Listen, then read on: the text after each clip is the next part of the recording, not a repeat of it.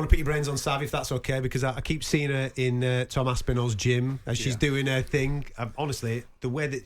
I don't want to give too much away, right? But I have been on the inside of this. You can't start it. I've been on the inside. I've been on the inside watching her. Mate, she looks good as an MMA fighter. It's mad how well she's transitioning into the world of MMA. I know that she was out in Saudi Arabia last week, keeping an eye on what Clarissa Shields doing, who's also making that transition. Where's her head at? When are we anticipating maybe seeing her in that smart cage? Very soon. Right now, we're looking at June 8th in England. Wow. Wait, Mick, are we going to get Savannah Marshall, Clarissa Shields? That's where they're going, mate. In the cage. Is that what we're going to get? Definitely, that will happen at some point in 2025. Look at that. Mate, honestly, I've watched her in the gym. It's crazy how well she's taken to it. Really crazy. Obviously, in 4-ounce gloves, her hitting people's crackers in itself. But watching her roll and do jiu-jitsu with the Aspinall, makes crackers. Honestly, listen, people talking about this crossover when we had Ngannou coming into the boxing world and people saying it was such a joke, and then we got the fight that we got and the spectacle that we got and how well Ngannou done. Now we're getting boxers crossing over into the cage as well, into the MMA, etc. I mean, I think this is great. I mean, it's brilliant entertainment for one. You're getting stars coming over from either side. I just think it's great entertainment. Definitely, and what Adam said reflects how we're all feeling. We're so excited about Savannah in the cage. She is, as you can see, like she's a built athlete, and she's made for that game. And she's very physically strong, and she's got long legs for the kicking and everything. And as Adam said, she's took to it, like incredibly. Like we're so excited. I mean, if Clarissa versus Savannah is always in the boxing ring is always going to be a close affair. It's going to be who had the better camp. Who rises to the occasion better on the night.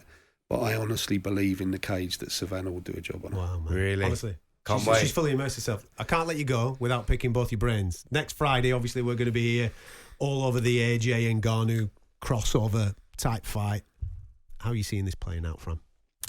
I think it's going to be a great fight, to be honest. I was very impressed with AJ's last performance. I thought he made a lot of improvements, and I thought he looked really, really good in his last performance. So I think if he can outbox Ngannou and keeps away from that big backhand, I think he'll definitely get the win. But obviously it is just Ngannou's power he carries is just unnatural. So it will be. I think it's going to be a great fight, but I'm edging towards more AJ, to be honest. I agree with the being impressed with AJ last time out against Wall, and how much were you impressed with what Francis actually showed against Tyson when they met? Incredible.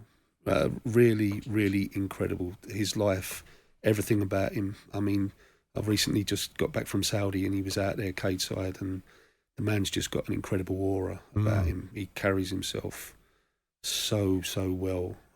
You can't help but be impressed with him.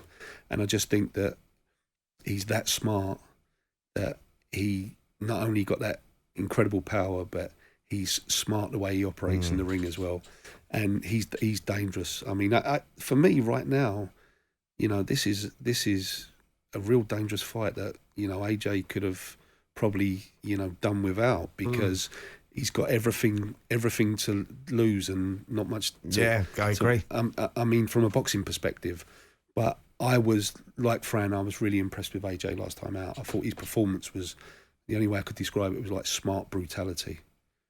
And I thought he's come on a lot. Just 1 minute, I'm nicking that for next week. Smart brutality, that's a good one. Yeah, I love that one. Yeah, and he's got the benefit of hindsight now. He's had a look at bit of data. Yeah, he's got the data, and I think AJ's going to come in, and I think AJ will win it. But I think Francis will give an incredible account of himself. I'm going to put you both on the spot because I've got to let him go. But I'm going to put you both on the spot. Turkey Al Sheikh has told us we've got 2 semi-finals, right? So we've got AJ Ngannou, we've got Fury Usyk, and they're going to meet each other. Give me one name who comes out on top of all that. One name who comes out. Who's going to... 2 semi-finals, who's going to be the last man standing? I believe Oleksandr Usyk. I just think he's just at the next level. I just love his style. I just think he's so smart in the ring. And I just think he's one of a kind, to be honest. So I believe it'll be Oleksandr Usyk. And Mick? Same, Oleksandr Usyk. Wow. Yeah. There you go.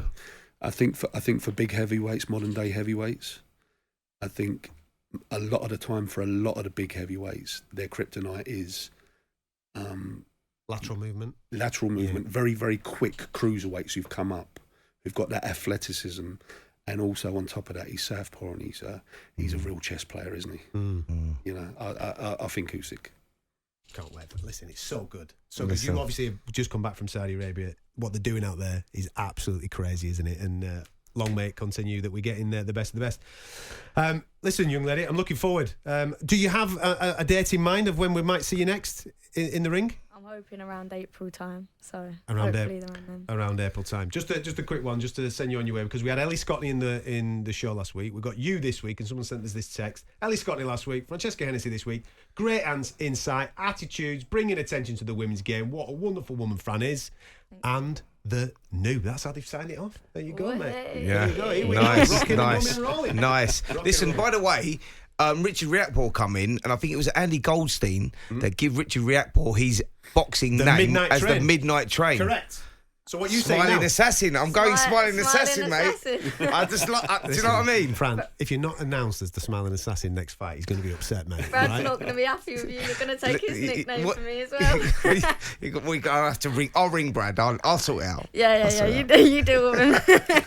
Fran, Mick, thank you so much for giving up a bit of time to come and join us on a Saturday night. It's been thoroughly pleasurable having you in the studio. Hey, there you go. Troublemaker.